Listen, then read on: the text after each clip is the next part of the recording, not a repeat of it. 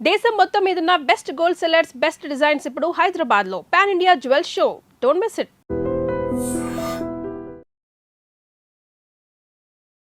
నమస్కారం, welcome to iDream. Dharma Margam with Vijitha కార్యక్రమానికి స్వాగతం.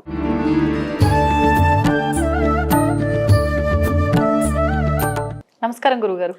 పరమేశ్వరార్పణం. గురుగారు, శివుడు అభిషేక ప్రియుడు, అభిషేకాలు చేస్తూ ఉంటాము. అసలు నిజంగా అభిషేకం చేయటం వల్ల కలిగే ప్రయోజనం ఏంటి, ఎందుకు చేయాలి? ఎందుకు చెయ్యాలి అనే పదానికి 100 అర్థాలు వస్తాయండి. అంటే 100 విధానాలని వివరించవచ్చు. ఓకే. ఎందుకైనా చేయాల్సిందే. ఎందుకు చేయాలి? ఎందుకైనా చేయాల్సిందే. ఇదే విషయం పార్వతీదేవి అడిగిందండి పరమేశ్వరుణ్ణి. ఏమయ్యా, నీకెందుకు ఈ గతి పట్టింది? ఇల్లు లేదా, పెళ్ళాం లేదా, పిల్లలు లేరా, నువ్వు ఎందుకు ఇల్లు ఎక్కడో శ్మశానంలో కూర్చున్నావు? నీకేం అవసరం శ్మశానంలో కూర్చున్నావు? పిచ్చివాడివే నువ్వు అంటే ఈశ్వరుడు అంటారట, పార్వతి, నాకు ఇల్లు లేక కాదు, ఇంత స్థలం లేక కాదు, భూమండలం మొత్తము నాదే, భూమండలం మొత్తము నాదే. నేను ఎక్కడికి వెళ్ళినా ఎందుకు వెళ్ళావు అనేది అడిగేవారు ఎవరూ లేరు. నేను ఎక్కడ ఉన్నా ఎందుకు ఉన్నా అని అడిగేవాళ్ళు లేరు. కానీ శ్మశానంలోనే ఎందుకు ఉంటున్నానో తెలుసా పార్వతి? అంటే అభిషేకం ఎందుకు చెయ్యాలి అన్నారు కదా, దానికి మూలమండి. మనిషి బ్రతుకున్నంత కాలము నేను ఇంతవాడిని, నేను ఎర్రగా ఉన్నా, నేను ఇంత పొడుగున్నా, నేను ఇంత అధికారిని, నాకు ఇంత జీతం వస్తుంది, నాకు ఇంత అహం ఉంది, ఇంత కారు ఉంది, ఇంత బంగళా ఉంది, నా అంతటి వాడు లేడని చెప్పి బాగా అహంకారం పడతాడు.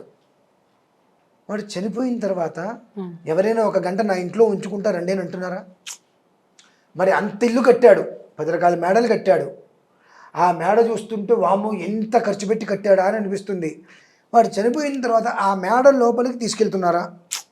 ఎవరైనా ఒక్కడైనా ఆ శవాన్ని నా ఇంట్లో తీసుకొచ్చి పెట్టండి అని అంటాడా? బయట పడుకోబెడుతున్నారు, బయట పడుకోబెడుతున్నారు. ఈ బంధువులందరూ వస్తారు, అయిన తర్వాత వాడిని తీసుకెళ్ళి శ్మశానంలోకి వెళ్తే సగం మంది శ్మశానానికి వెళ్తే సగం మంది ఇంటి దగ్గరే ఆగిపోతున్నారు. ఆ శ్మశానంలోకి వెళ్ళి వాడిని తగలబెట్టేసిన తర్వాత, దహన కార్యక్రమాలు చేసిన తర్వాత కపాల మోక్షోభంగానే కొడుకు కూడా వెనక్కి వచ్చేసాడు. ఆ సమయంలో ఆత్మ క్షోభిస్తుందండి. ఇంతమంది సంతానం ఉన్నారు, ఇంతమంది బంధుజనం ఉన్నారు, ఇంతమంది స్నేహితులు ఉన్నారు, నా వల్ల ఉపకారం పొందిన వాళ్ళు ఇంతమంది ఉన్నారు, అందరూ నన్ను వదిలేసి వెళ్ళిపోయారని చెప్పి ఆత్మకి తెలియదుగా మరి. ఏడుస్తుంటే అప్పుడు ఆ శివుడు, నేనున్నారా నీకు దగ్గర, ఎవరున్నా లేకపోయినా నువ్వు బ్రతుకున్నంతకాలం నన్ను తలుచుకోలేదు, దేవునికి అభిషేకం చేసేదేంటి, నాకేమిచ్చాడో నువ్వు అనుకున్నావు, నీకు ఇచ్చిందంతా ఎవరిచ్చారు? ఆయన ఇచ్చిందంతా ఎవరిచ్చారు? ఈశ్వరుడే. ఈశ్వరుడికి అభిషేకం చేయమని ఎందుకు చెప్పారు? చిన్నప్పుడు నడక ఎవరికి రాదుగా, ఎలా నడుస్తారు? జాగ్రత్తగా అది పట్టుకొని ఇది పట్టుకొని ఇది పట్టుకొని నడుస్తారు. ఒక 70 ఏళ్ళు వచ్చిన తర్వాత పరిస్థితి ఏంటి? మనిషికి మళ్ళీ ఆ వచ్చినటువంటి నడక జాగ్రత్తగా క్రమేపీ తగ్గిపోతుంది. అవునా? కళ్ళు, చిన్నపంచి కళ్ళు మనిషిని గుర్తుపట్టలేడు చిన్నప్పుడు. కానీ ఒక వయసు వచ్చిన తర్వాత మళ్ళీ అనారోగ్యం వచ్చేది. ఒక వయసు వచ్చిన తర్వాత ఆ మనిషిని గుర్తుపట్టడం కూడా ఎవరు ఎవరు అంటూ చూస్తూ కళ్ళతోటి ఎవరు అట్లానా అంటూ ఉంటారు. అంటే అది కూడా మళ్ళీ వచ్చిందో చూపు బంధగించింది. మాట రాదు, మ త అనుకుంటూ మాట మొదలు పెడతారు. చివరికి అలానే మళ్ళీ నన్ను అనుకుంటూ మాట వచ్చింది ప్రతిదీ పోతుంది. అటువంటి దానికోసం నీకు ఆపేక్ష దేనికి అనేటువంటి విషయమై శివాభిషేకం చేయాలి. ఏది ఎందుకు చేయాలి? నీకు వచ్చింది ప్రతిదీ పోతుంది. పోయేంతవరకు స్థిరంగా ఉండాలిగా, పోయే వరకు స్థిరంగా ఉండాలి. ఒక మృత్యు ప్రమాదమైన దోషం వచ్చింది, ఆ దోషం నుంచి నిన్ను కాపాడాలి అని అంటే ఆయన వల్లే అవుతుంది. అది కాపాడగలగాలి ఆయన అంటే నువ్వు ఏదో పెద్ద పుణ్యం చేసుకోవాలి. పుణ్యం చేసుకోవడం అంటే ఏంటండి? శివారాధన. పుణ్యమే శివారాధన. దానికి మించిన పుణ్యం ఉందా? లేదు. ఎందువల్ల లేదు? ఇందులో చెప్పబడింది, శివం శాంతం జగన్నాథం లోకానుగ్రహకారణం గ్రహకారకం రెండు, శివమేకం పరం వందే అని చెప్పి అందులోనే మనకు చెప్పబడి ఉంది. అటువంటిది వాగర్ధావివ సంపృక్తు వాగర్ధ ప్రతిపత్తే జగత పితరో వందే. దేశ పితరో వందే అని లేదుగా, రాష్ట్ర పితరో వందే అని లేదుగా, జగత్తు మొత్తానికి తల్లిదండ్రులు పరమేశ్వరుడు. కనుక ఆయన మన క్షేమాన్ని కోరి ఈ ఉగ్రభూతాలు అనేటువంటి ఏవైతే ఉన్నాయో ఈ ఉగ్రభూతాలన్నీ కూడా రోడ్డు మీద పడి ఊరి మీద పడి ఎవరిని ఇబ్బంది పెట్టకుండా చితిమంటల మధ్యన ఎప్పుడూ నాట్యం ఆడుతూ ఉంటాడమ్మా. 24 గంటలు కూడా తన కుటుంబాన్ని తన ఇంటిని అన్నీ వదిలేసేసి శ్మశానంలో కూర్చొని నాట్యం ఆడుతూ ఉంటాడు. ఆ నాట్యం ఆడుతుంటే ఆ ఉగ్రభూతాలను కూడా మంత్రముగ్ధమైపోయి అక్కడ చూస్తూ ఉండిపోతాయి. అందుకనే శివాభిషేకం అనేటువంటిది ఎక్కడోక్కడ ఏదో ఒక రకంగా ఈశ్వరుడి నెత్తి మీద నీరు ఎందుకు పడుతూ ఉంటుంది అంటే తాపం తగలకుండా. తాపం అంటే వేడి. ఆ వేడి ఆయనకి తగలకుండా ఆయన్ని ఎంత తృప్తిపరుస్తూ ఆయన్ని ఎంత చల్లపరుస్తూ ఉంటే శివలింగం వేడెక్కకూడదు ఎప్పుడు కూడా. అందుకని అంటారు శుద్ధ స్ఫటికం అంటే ఎప్పుడు పుట్టుకున్నా చల్లగానే ఉంటుంది, అది వేడెక్కదు అంటారు. శివలింగం వేడెక్కిందంటే మొత్తం జగత్ నాశనం అయిపోతుంది. కాబట్టి శివలింగానికి శివుడికి ఎప్పటికీ కూడా తాపం పెరగకుండా ఆయన అంత నాట్యం ఆడుతుంటే ఆయన నెత్తి మీద 24 గంటలు ఎక్కడొక్కడ ఏదో ఒకటి అంటే మనకు ఉదయం అయితే అమెరికాకి రాత్రి అవుతుంది, అమెరికాకి రాత్రి అయితే మనకు ఉదయం అవుతుంది. జగత్తు మొత్తం ఎక్కడొక్కడ ఏదో ఒక చోట ఈశ్వరుడి నెత్తి మీద 24 గంటలు నీళ్లు పడుతూ ఉండటం వల్ల ఆయన ఆ నాట్యం ఆడటం వలన ఇది మొత్తం జగత్తు మొత్తం కాపాడటమే కాకుండా నాది నాది నాది అనుకునేటువంటిది ఎవరైతే ఉన్నాడో ఆ మనిషికి బ్రతుకున్నప్పుడే కాదు చనిపోయిన తర్వాత కూడా దగ్గర తీసుకున్నటువంటి వ్యక్తి ఎవరైనా ఉన్నారంటే పరమేశ్వరుడమ్మ. ఆయన అనుగ్రహం కోసమే శివాభిషేకం చేయాలి ప్రతి నిత్యము కూడా. ఏదైనా ఆపద వచ్చిందా శివాభిషేకం చేయి. ఇంట్లో ఎవరైనా చనిపోయారా శాంత శివాభిషేకం చేయి. బిడ్డ పుట్టాడా శివాభిషేకం చేయి. అక్షరాభ్యాసమా శివాభిషేకం చేయి. పేరు పెట్టారా శివాభిషేకం చేయి. నువ్వు ఇంట్లో అది శుభమా అశుభమా ఏదైనా కావచ్చు ఎండ్ ఆఫ్ డే శివాభిషేకం చేయి. శాంతి శివాభిషేకం అంటే. అభిషేకము అంటేనే శాంతి. ఏంటంటే నీకు వచ్చింది అంత నెత్తి మీద ఆయన పాలు పోస్తాం, ఆ పాలు కింద నుంచి వెళ్ళిపోతాయి. తేనె పోస్తాం అలా వెళ్ళిపోతుంది. పాలు వెళ్ళిపోయినా నీళ్ళు పోసి మనం మొత్తం క్లీన్ చేస్తాం. తేనె అంత ఏదైనప్పటికీ కూడా మొత్తం అంతా క్లీన్ చిట్. వచ్చింది ఏదైతే ఎలా అయితే వచ్చిందో అది అలానే మనం అభిషేకం చేస్తున్నప్పుడు చూడండి భస్మము పసుపు కుంకుమ కొన్ని ద్రవ్యాలు చేస్తున్నప్పుడు శివుడి మీద అలా ఉండిపోతాయి. తర్వాత శుభ్రంగా నీటితోటి అలంకారం చేసే ముందు నీటితో శుభ్రంగా కడిగేస్తాం. అలాగే వచ్చినవన్నీ కూడా పోతాయి. అందులో అభిషేకం చేసినందుకు అంత గంధము భస్మము తీసుకొని ప్రసాదంగా ఇస్తాం. అదే ఐశ్వర్యం. నువ్వు చేసుకున్న పుణ్యమే ప్రసాద ఫలితంలో ఐశ్వర్య రూపంలో నీ తర్వాత తరానికి అది నువ్వు అందించగలిగావు అంటే అది పుణ్యం. భూమి మీద నువ్వు చేసుకున్న పుణ్యం అనేటువంటిది ఏదైనా ఉన్నది అంటే కేవలము శివాభిషేకం. ఆ శివాభిషేకం అటువంటి శివాభిషేకము మామూలుగా ఒక శివలింగానికి చేస్తేనే వచ్చే ఫలితం వేరు. అటువంటిది 360 శివలింగాలకి చేస్తే వచ్చే ఫలితం వేరు. అంతకు మించి 1108 శివలింగాలకు అభిషేకం చేస్తే అమ్మా ఒకే రోజు 12 గంటల సేపు చేస్తే దాని పరిస్థితి ఎలా ఉంటుంది? ఎంత యోగం అది. అది మనం చేస్తున్నాం కూడా. ఎప్పుడండి? జూలై 13వ తారీఖు అర్ధమావాస్య, అర్ధమాస శివరాత్రి.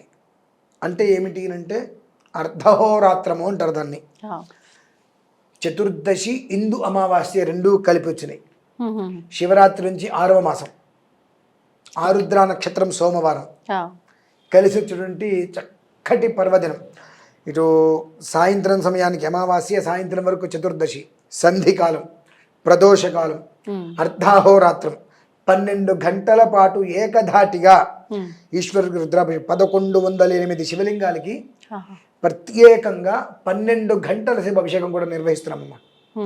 మరి అటువంటి అంటే ఒక శివలింగానికి అభిషేకం చేస్తే ఆయన సంతోషపడతాడు అన్నప్పుడు ఈ విధానంలో 12 గంటల సేపు 1108 శివలింగాలకు మనం అభిషేకం చేయటం అంటే జన్మ తరించేస్తుందమ్మా. ఇప్పుడు ఈ సంఖ్య ఏంటి గురుగారు? 1108 ఇది కైలాస యంత్రము అంటారు. కైలాస యంత్రము అని అంటారు. ఇవి మొత్తం 16 ఆవరణార్చన 16 ఆవరణార్చనలు ఉంటాయి. ఈశ్వరుడి దగ్గరికి వెళ్ళాలి అని అంటే ప్రత్యేకంగా ఇప్పుడు కింద నుంచి ఒక్కొక్కరి మంది అనుమతి తీసుకొని మనం పెద్దవాళ్ళ దగ్గరికి ఎలా వెళ్తామో అలానే 15 మందిని దాటి 16 వ్యక్తిగా శివుడి దగ్గరికి మనం వెళ్ళాలి. ఆ శివుడి దగ్గరికి మనం వెళ్ళాము అని అంటే అంతకు మించిన జన్మ ఇంకేముంటుందండి. అలా 1108 అనేటువంటిది 11 అంటేనే రుద్రం. రుద్రం అంటే 11 అంటే రుద్రం. ఏకాదశి రుద్ర ఏకాదశి అని అంటారు. ఈ రకంగా 16 ఆవరణార్చనతో వెళ్ళి 1108 శివలింగానికి అర్చన చేయటం అంటే జన్మ చరితార్థమే కదమ్మా. అంతకు మించి ఇంకేం కావాలి చెప్పండి. అది కూడా జూలై 13వ తారీఖు చాలా అద్వితీయంగా జరుగుతుంది. ఈ శివాభిషేకం ఎందుకు చెయ్యాలి? ఇందుకోసమే చెయ్యాలి.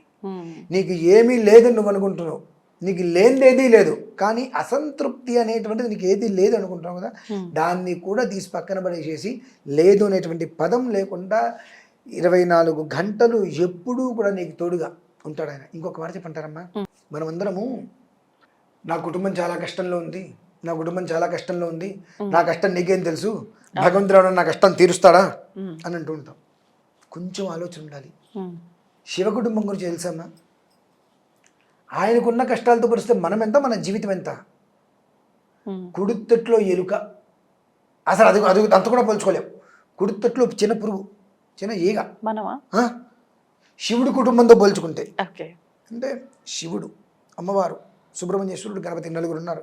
వాళ్ళకేంటండి కష్టాలు అంటారు. దేవుళ్ళకి కూడా కష్టాలు ఉన్నాయి. నిజమే. శివుడి వాహనం నంది, అమ్మవారి వాహనం సింహం, సుబ్రహ్మణ్యేశ్వరుడి వాహనం నెమలి, గణపతి వాహనం ఎలుక, ఈశ్వరుడి మెల్లో ఉండేటువంటిది పాము. ఈ ఐదిట్లకి జాతి వైరం ఉంది. ఈ ఐదిట్లకి జాతి వైరం ఉంది. ఆ ఎలుకను చూసి పాము ఫోన్ ఉంటుంది.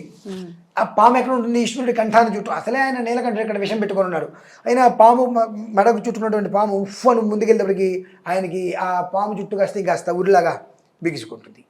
ఆయన ఏదో తపస్సు చేసుకోవడం కోసం నంది మీద కూర్చుంటాడు. సింహం వచ్చి ఎద్దు వంక చూస్తుంది, ఎద్దు బెదురుతుంది, ఈయన గజగజ కదిలిపోతాడు. ఆ గణపతి వచ్చి ఎక్కడ కూర్చుంటాడు పాపం? ఎలుక మీద కూర్చుంటాడు. పాము ఏం చేస్తుంది? ఎలుక వంక చూస్తుంది కదా మరి. అలాగే నెమలి పాము వంక చూస్తుంది, పాము బెదురుతుంది. ఆ సుబ్రహ్మణ్య స్వామి సరిగా కూర్చోలేడు. ఎంత కర్మ అండి మరి. అంటే కానీ ఈ జాతి వైరం అంటే 5 ఎవరి దగ్గర ఉన్నాయి? శివుడి దగ్గర. శివుడి యొక్క పరిసరాలలో ఉన్నాయి, శివుడి ప్రాంతంలో ఉన్నాయి. కాబట్టి శాంతంగా వైరం మర్చిపోయి కలిసి ఉన్నాయి. వాటితో పోలిస్తే మన కుటుంబాలు ఎంతండి? అంటే క్రూరమైన మృగాలు ఉన్నప్పటికీ కూడా శివుడి యొక్క పరివారంలో ఉండబట్టి శాంతంగా ఉన్నాయి. మనం మనుషులం, జంతువుల వరకు వెళ్తారు, మనకే ఒకరంటే ఒకటి పరిచయవదు. మన గురించి మనకే అర్థం చేసుకోలేము, మన గురించి మనమే వ్యవహారం చేసుకోలేము. పైవచ్చు ఇన్ని కష్టాలు ఉన్నప్పటికీ కూడా సుఖంగా నవ్వుతుంటాడు ఆయన. ఆయన గురించి మనం మాట్లాడతామా? మనకి ఏమాత్రమైనా హక్కు ఉందని మాట్లాడటానికి? కాబట్టి ఇటువంటి విషయాల నుంచి బయటపడటానికి శివాభిషేకం. ఇప్పుడు ఈ అభిషేకంలో ఎవరైనా పాల్గొనే అవకాశం? ఎవరిష్టం వాళ్ళది. 1108 శివలింగాలకి విశేషంగా 12 గంటలు అర్చనమ్మా. 12 గంటల్లో మీకు 12 సెకండ్లు కూడా మధ్యలో గ్యాప్ రాదు. అలా అభిషేకం జరుగుతుంది ఖచ్చితంగా. ధన్యవాదాలు గురుగారు. పరమేశ్వరార్పణం. తవ్వండి, తవ్వుతూనే శివలింగం. సరే, దాన్ని అట్లా కప్పేసేయండి, చూపించదండి. Krishna is there.